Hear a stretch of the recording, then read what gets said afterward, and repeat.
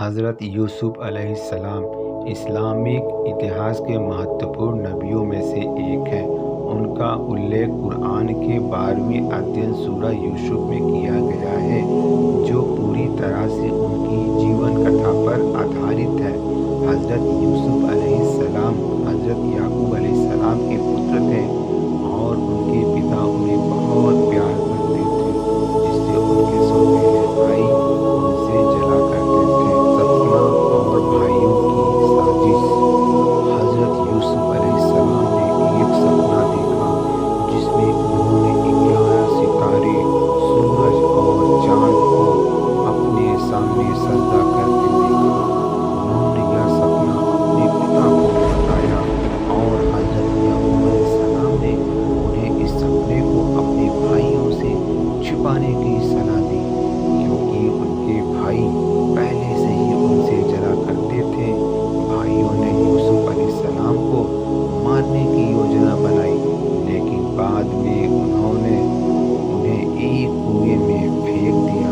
پھر انہوں نے اپنے پتا سے کہا، یوسف کو بھیڑیا نے کھا لیا۔ ایک کارواں نے حضرت یوسف علیہ السلام کو کنویں سے نکالا اور مصر کے غلام کے روپ میں بیچ دیا۔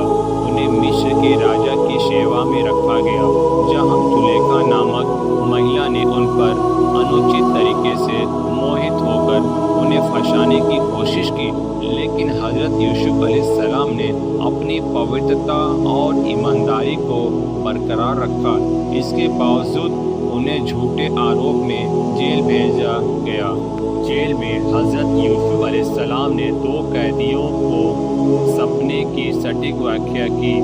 بعد میں مصر کے راجا نے بھی ایک سپنا دیکھا جس میں 7 موٹی گاؤں کو 7 پتلی گائے کھا رہی تھی اور 7 ہرے بالیوں کے ساتھ سوکھی بالیاں تھیں۔ حضرت یوسف علیہ السلام نے اس سپنے کی واقعہ کی کہ مصر میں 7 سال کی بھرپور اپج ہوگی اور پھر 7 سال کا سوکھا پڑے گا۔ انہوں نے سوکھے کے دوران بچنے کے لیے اناج کا بھنڈار تیار کرنے کی یوجنا بنائی۔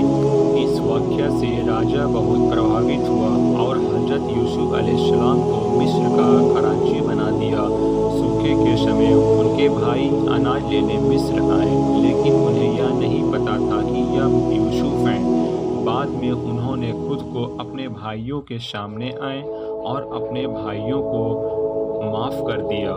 پھر اپنے ماتا پتا کو بھی مصر بلا لیے اور ان کا سپنا ساکار ہوا۔